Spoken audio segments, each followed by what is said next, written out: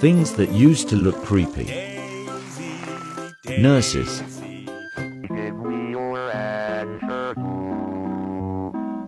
Ronald McDonald. All for the love of you. It won't be a stylish marriage.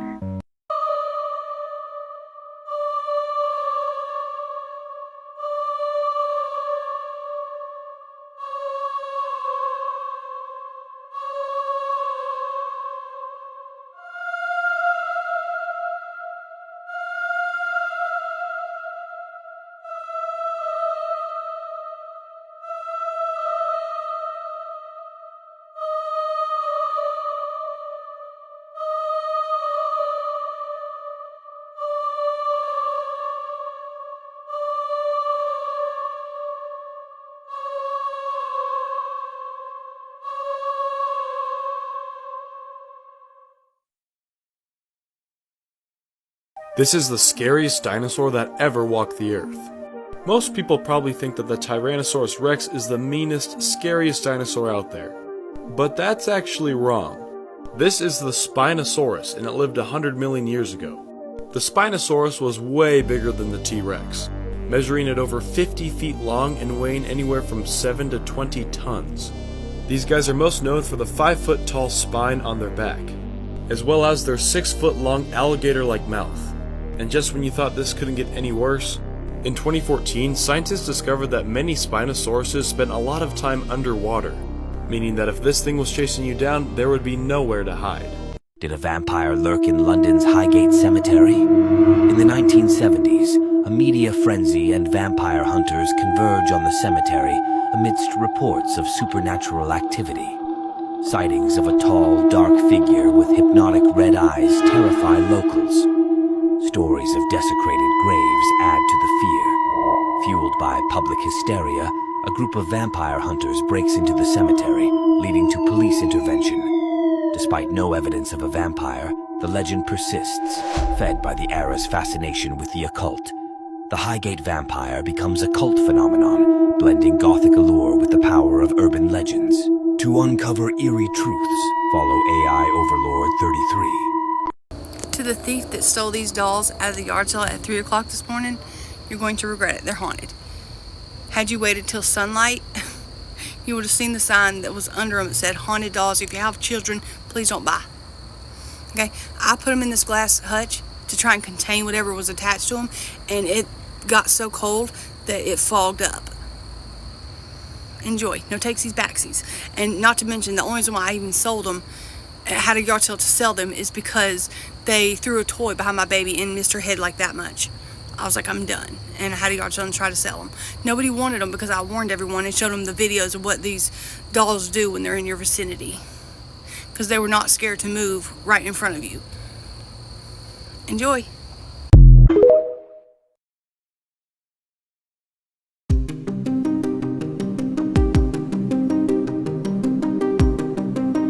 This is why you have to be careful who you let into your Halloween parties.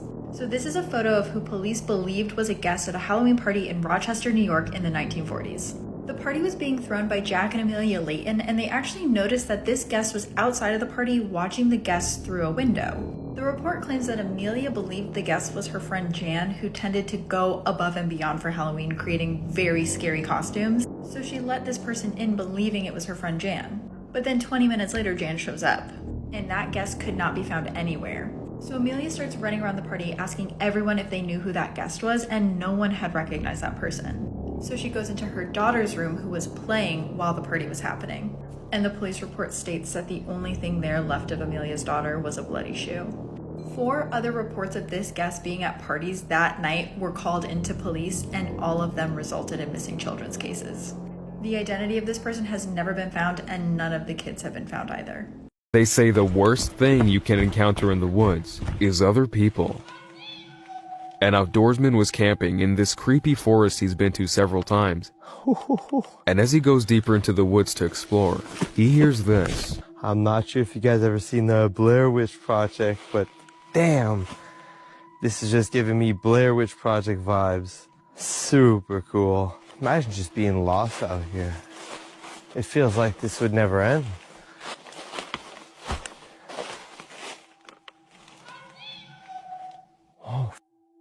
Oh, hi. What the hell? I need to get out of here.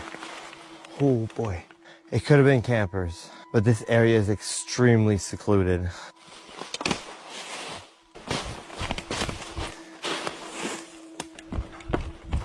Damn it. I need to find camp. I'm completely disoriented right now.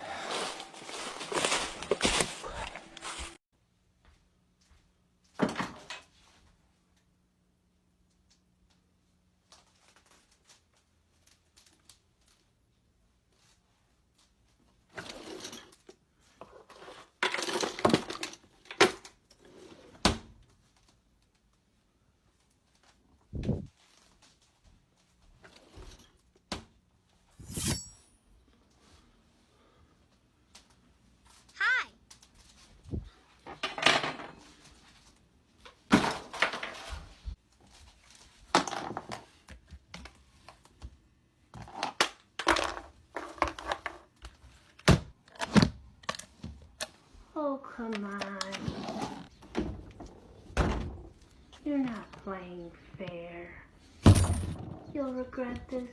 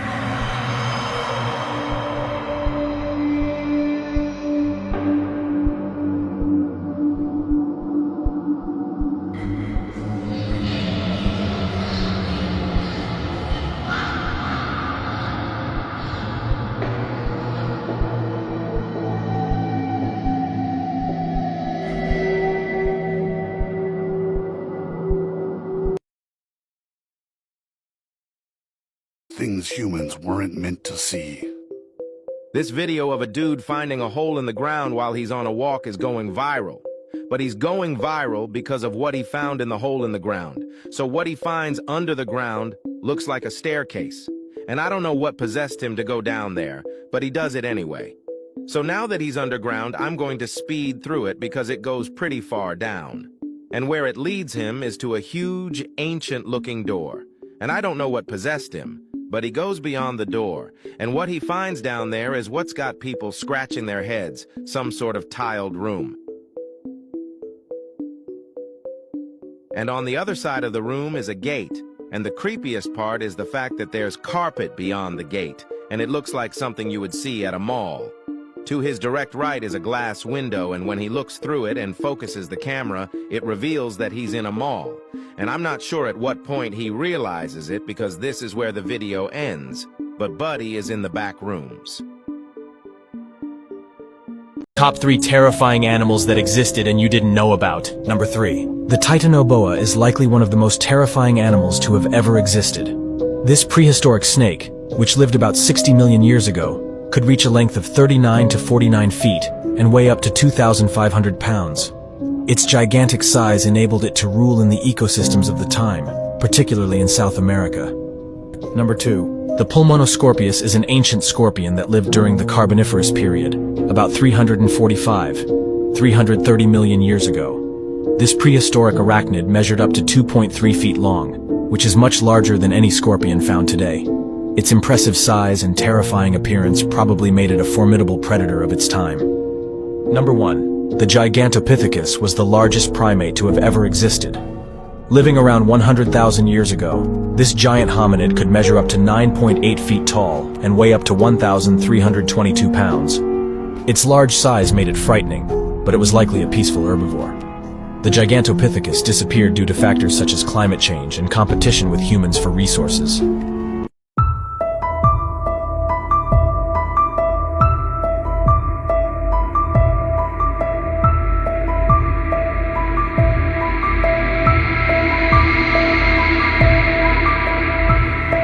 guy found a creepy statue at the mall, and then it started following him.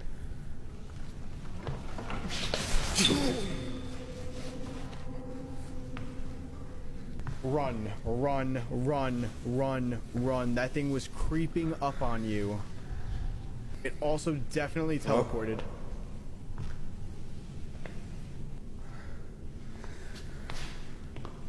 Why are we not sprinting? Run. I don't think so, brother. Brother. Fuck. The second he turns around, every time it tries to come at him. Like a weeping angel. Hey. Hey. Okay, now it's not stopping.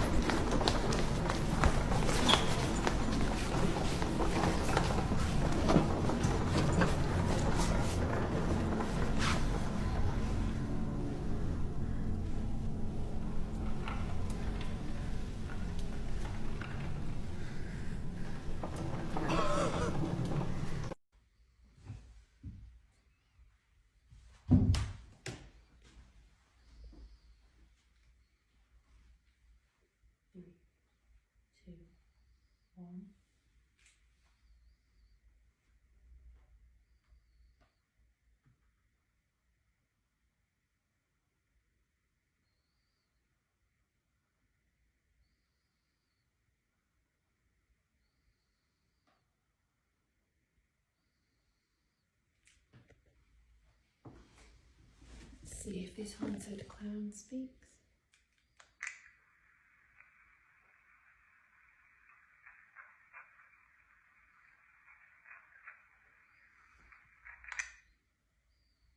What are you making of? Something there.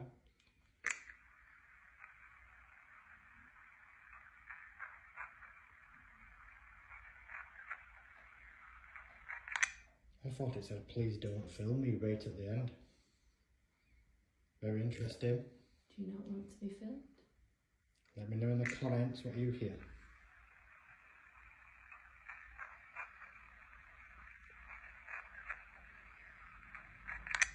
Were home alone when they see this. A mother by the name Joatsi was home alone with her daughter, unboxing and trying out new accessories while live streaming on Instagram, when suddenly something straight out of a nightmare is captured on camera.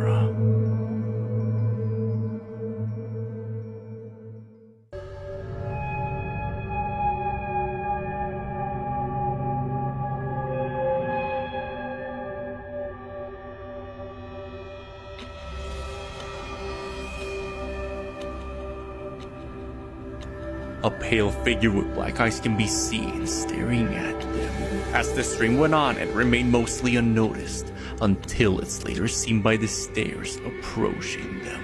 This creepy pale figure left viewers puzzled, some mentioning this could simply be a sibling in a costume trying to scare them, where others believe this could be a skinwalker based on its disturbing appearance. So some of you are able to sleep. We can later see it moving down the stairs towards them, hinting that this is most likely a sibling in a costume. But let me know what you think. See this right here? 100% fatality rate. Every motherfucker who ended up in there has died.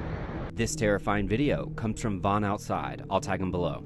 And he's right, because this is what's known as the death machine. And what you can't see is an 8 to 10 foot wall under the water, which creates a current similar to a washing machine. And you would be lucky to get out alive, because these are the most dangerous types of dams. That's why if you're kayaking, you should always take a friend and carry rope. But in this next clip, you'll see how professionals train for this exact situation. But let me know what you think.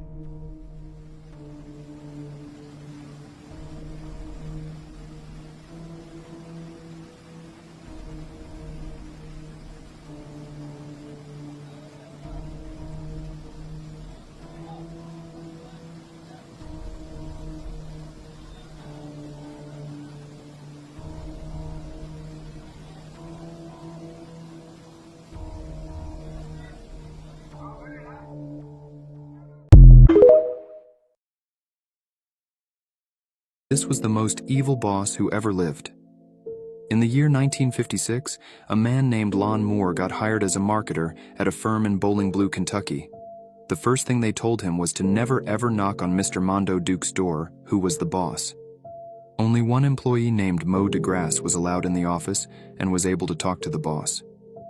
Years would go by with Lon working there, and it became a usual thing for Mo to go in the office and start arguing with Mr. Mondo Duke, and everyone could hear it. But after 7 years of working there, Lon never got a raise and wanted to confront his boss for the first time. He decided that he would enter the office while Mo was inside so he wouldn't be alone. So during one of their daily arguments, Lon went up and knocked on the door, but when he did, the arguing stopped. Lon decided he would enter the room anyway, but when he opened the door, the only person in the room was Mo, and he was just staring back at him. After a few seconds of silence, Mo spoke, but accidentally in the voice of Mr. Mondo Duke. Freaked out by this, Lon left and told all the other employees about what just happened. After an investigation took place, it was later discovered Mr. Mondo Duke was a real person, but Mo took his life almost 10 years prior and was pretending to be him so he wouldn't get caught. In the 1982 film Poltergeist, they used real skeletons because it was actually cheaper to buy new ones than make plastic ones. Jo Beth Williams behind me, who is the actress that fell into the pool with the skeletons, was not made aware of the fact that these were real skeletons until after shooting the scene. The creepiness extends way beyond the movie though. 4 cast members in the Poltergeist actually died. This led to a lot of rumors being circulating around that these skeletons actually cursed the entire set and the actors and the directors as well. Let's go through the list. Dominique Dune at age 22 was strangled by her then boyfriend. Heather O'Rourke, who was a child actress, passed away at the age of 12. This is due to septic shock caused by an obstruction of her bowel. And the septic shock relating to Heather was after 2 cardiac arrests. And that was at age 12. That is mind-blowing. Now maybe she had a congenital disorder and this is just all kind of coincidence. Will Sampson also died due to post-operative kidney failure. Then Julian Beck died due to stomach cancer. With all of those deaths happening pretty rapidly, people were very quick to say the set was cursed because of these skeletons. However, obviously, this could be random chance and then poor health leading to decline. Whether the set was haunted or not is not the point though. These real skeletons were just disgusting. It's just wild that they even used them in a movie. Let me know what you guys think about the Poltergeist and these skeletons in the comment section below. And as always, these videos are for informational purposes only. The eclipse is gonna happen, and there's gonna be darkness for maybe even days. Specifically, 3 days. Specifically. Okay. Well, now, what is the hints? Okay, so in the Bible, this is where is it? This is Matthew 12:39. So they talk about you won't receive a sign for the apocalypse or for the end of days. Only the prophet Jonah will be your sign. Right? Now check this out. It also says there will be 3 days of darkness. Okay. In the Bible, fam. This is in the Bible. Feel me? Now check this out. So, in the story of Jonah, he was the one swallowed by the whale, remember? Yeah. So, the whole story with that was he had to save this city called Nineveh.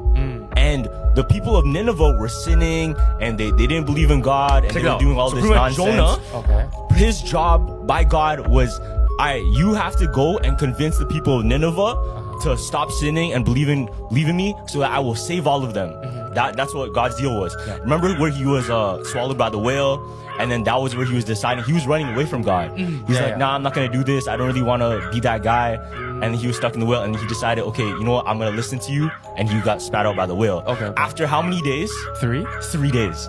Terrifying games you don't want to play, part 31. Looky Looky. If you are able to survive this game, you will receive a gift which is valuable beyond belief. However, the consequence of losing is a long and painful death. To play the game, you will need a candlestick, a match or lighter, and a bucket of white paint.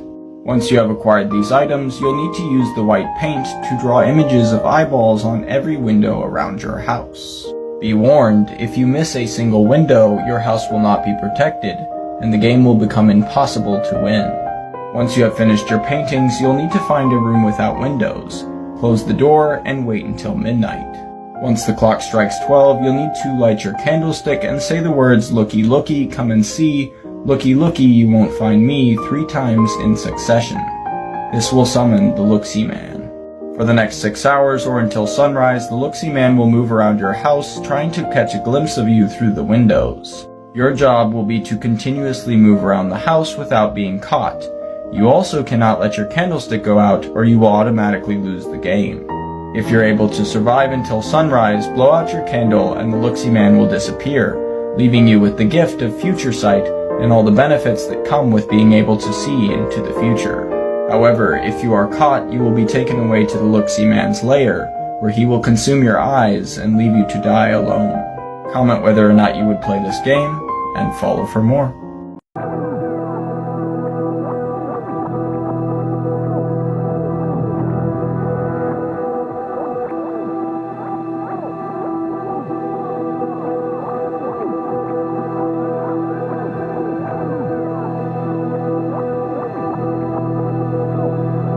This is Stanley Hotel, the most haunted place in America. A lot of people who come up to the tours desk or ask me on my tours, is the place really haunted? Oh yeah, it's haunted. This grand hotel, built in 1909, inspired Stephen King's novel, The Shining. One of the most famous ghost stories involves room 217. In 1911, a housekeeper named Elizabeth Wilson was lighting lanterns in the room when a gas leak caused an explosion. She survived, but ever since, guests have reported strange occurrences. Luggage is mysteriously unpacked, lights flicker on and off, and shadowy figures appear at the foot of the bed. Another haunted hotspot is the 4th floor, where guests hear the sound of children laughing and running down the halls. Room 401 is particularly notorious. Visitors often feel an invisible hand touching them, and some have even seen the apparition of a man standing at the foot of the bed. The Stanley Hotel's ghostly activity has made it a popular spot for paranormal investigators and thrill seekers. If you like the story, then please like the video and comment your country and follow for more stories.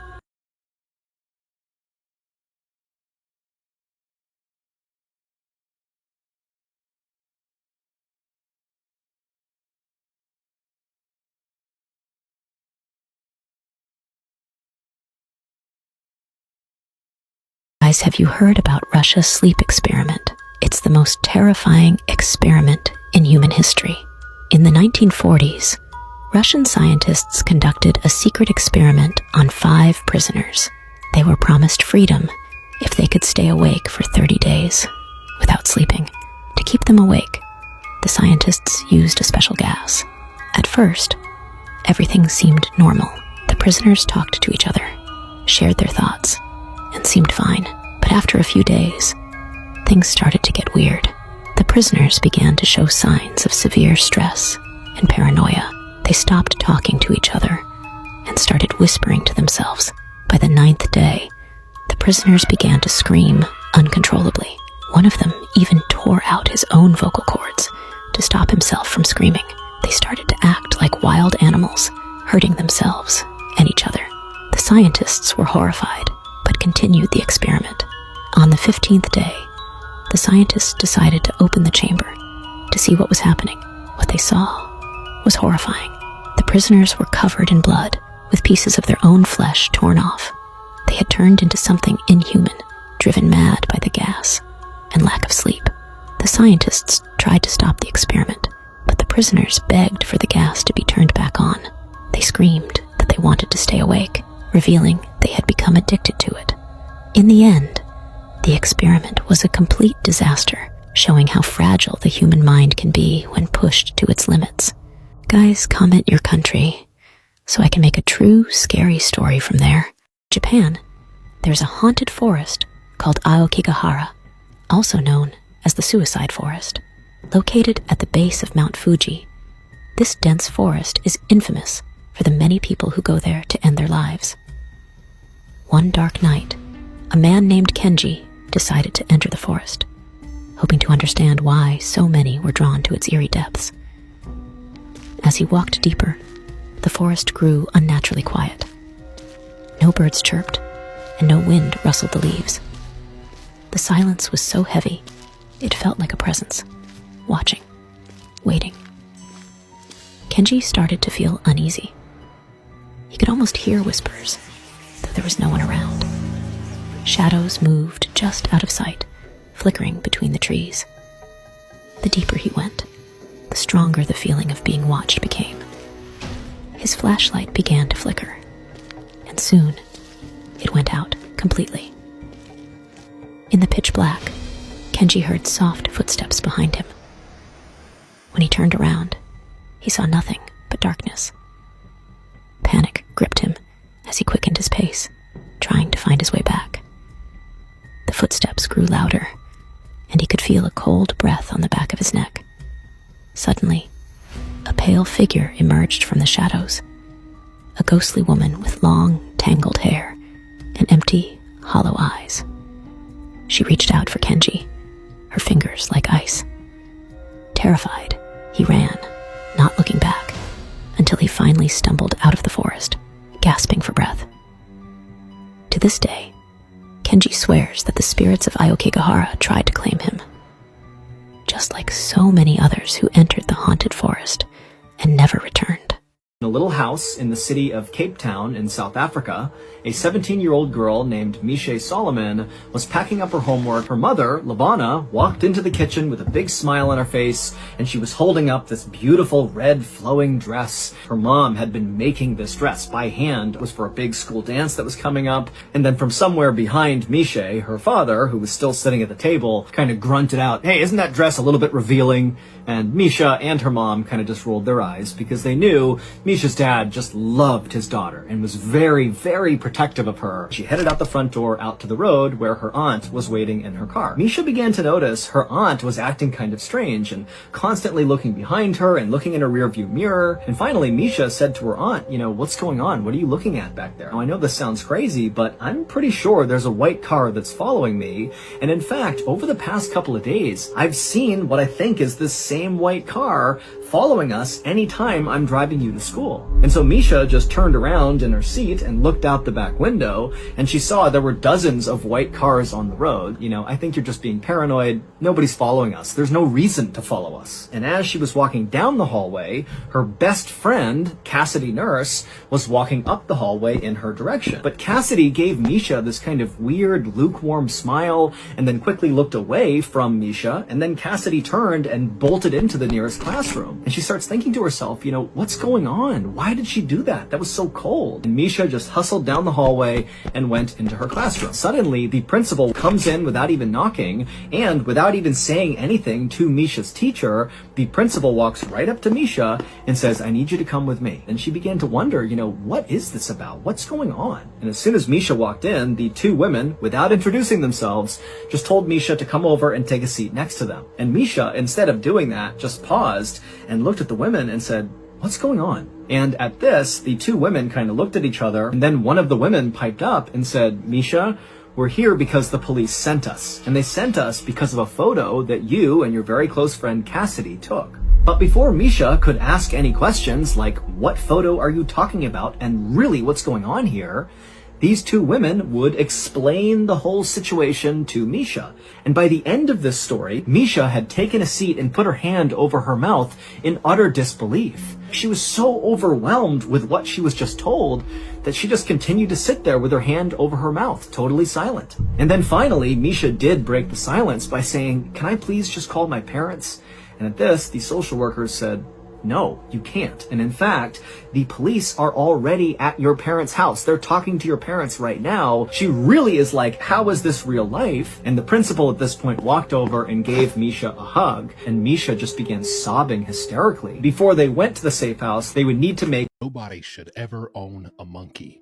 And nothing proves that more than the true story of events that took place on February 16th, 2009 in Stamford, Connecticut, involving a chimpanzee named Travis. Sandra Harold bought Travis when he was just 3 days old for $50,000 after losing her and her husband Jerome's only child in a car accident. She would go on to raise him as her own son, and so Travis learned how to dress himself. He would wait by the door every day at the same time for when the ice cream truck came by. He even knew how to work a computer and smartphone to pull up his favorite movies and TV shows to entertain himself. But on this particular February day, Travis was not exactly acting like himself, and it's believed that this is due to the fact that a medication that let's just say rhymes with Schmanex, was found in his system. So Travis had suddenly stolen Sandra's car keys and escaped their house and was acting frantic in the driveway. Sandra tried and tried to calm him down and get him back in the house, but she just couldn't. And so, not knowing what else to do, she called her longtime friend Charla Nash over to the house to assist with calming down Travis. And Charla was usually pretty good at this, but it's believed that this didn't work so well this time because Charla had recently dyed and cut her hair and may have been unrecognizable to Travis, but no one really knows. So as Charla arrived and waved around Travis's favorite Tickle Me Elmo toy, something in Travis snapped. What happened next is nothing short of a living nightmare. Travis, who experts claim would have had the strength of 5 full-grown, well-built men by the age he was at this time, threw Charlotte to the ground and stood over her before grabbing her head in his hands and sinking his large teeth into her face. So as Charlotte screamed, Travis ripped off her lips, eyelids, and nose. So at this point, Travis's owner Sandra grabs a shovel nearby and runs over to help her friend Charla and begins hitting Travis as hard as she can in the back over and over, but it is doing absolutely nothing to this rock-solid, fully grown chimpanzee. So she ran back into the house as Travis continued crushing Charla's facial structure at this point. She ultimately returned with a large kitchen knife and sank it as hard as she could into Travis's back 3 times before Travis finally stood up, turned around, and just glared directly at Sandra. And this terrified Sandra, and she felt, I'm going to be next. She just saw what happened to her friend, and this primal fear came over her, and all she could think to do was run right to her car nearby and lock herself inside. Travis then turns back to Charla and bites off her entire right hand. And so at this point, Sandra is inside the car calling 911 in what would be a chilling audio that has surfaced online and can easily be found. And as the shrieks of this frenzied chimpanzee can be heard in the background of this call, he would be done with the right hand and would move to her left hand and almost bite that completely off. When police finally arrived, they chased Travis around the police cruiser for a few minutes before ultimately opening fire 4 times and hitting Travis all 4 times. Travis then made his way back into the house, into his own bed, which they assumed was his safe space where he felt comfort, and passed away. This is an actual photo of Charla Nash after the attack. After many, many surgeries, she would later appear on the Oprah Winfrey Show to tell her story, forever living with the after effects of that horrifying day. On May 23, 1981, a 27-year-old woman named Park Young-sun was freediving for shellfish off the coast of South Korea. Her husband, a man named Im, owned a fishing boat, and he would take his wife, along with a group of other freedivers, off the coast, where they would collect sea cucumbers and other shellfish and sell them at market. So that's what these people did for a living. On this day, Park was diving just a few meters away from her husband in the boat. She was in about 2.5 meters or 8 feet of water, and right next to her was her friend, a 31-year-old woman named Han. Now, Han had just come up to the surface after collecting a few sea cucumbers when she heard what she described as this terrible thrashing noise in the water, followed by the most blood-curdling scream she could imagine. And when she turned to look, she saw the back of an enormous great white shark. Its dorsal fin was sticking up 3 to 4 feet, so over a meter up out of the water. And the shark was ramming into Pak repeatedly. Now Han, she began to scream at Im, Pak's husband, to bring the boat over, which of course he and the deckhand on that boat were already in the process of doing. They revved the boat up and got up alongside of Pak as quickly as they could. The shark had released her at this point, and it was circling around and coming back at her with its mouth wide open. So Im rushes over to try and get her out of the water, but he realizes he's not going to have time. So he screams down at his wife, and Pak is able to push off the side of the boat in the water and push herself out of the way just in time to mostly escape the jaws of this shark. Its bottom jaws scrape along her head, tearing gashes in her head and ripping off her swim cap, but it mostly misses her. Then the deckhand on the boat comes running over with a big gaff, a big metal hook, and he jams it in the back of the shark as it comes alongside the boat to try and injure or deter the shark. But it doesn't do this. It doesn't scare the shark at all. The shark circles around and begins to come back for another swing. So Eam, he reaches down to try and get his wife out of the water again, but he just doesn't have the time. As he looks down, he sees this shark coming just under the surface of the water with its mouth wide open. The mouth on this shark is like this. It's enormous. And it comes and grabs his wife by the torso right out of his hands. The shark is so big that just Pac's head and a little portion of her legs was sticking out either side of its mouth. The shark rips her under the water and swims directly under the boat with her in its mouth. The shark was so big that it barely could fit underneath the boat, and it created a huge wake like a giant ship would that rocked the fishing boat back and forth. So Eam and the deckhand go running over to the other side of this boat, and they can clearly see the shark swimming right underneath them with Pac still in its mouth. They would search for her for several days, or a search party would. They, of course, knew that she did not survive, but they were hoping to recover some remains. They never found any part of her. They assumed that she was probably swallowed whole. When compared to the boat, Eam said that the shark was anywhere between 6 and 7 meters, or 19.5 to 23 feet long.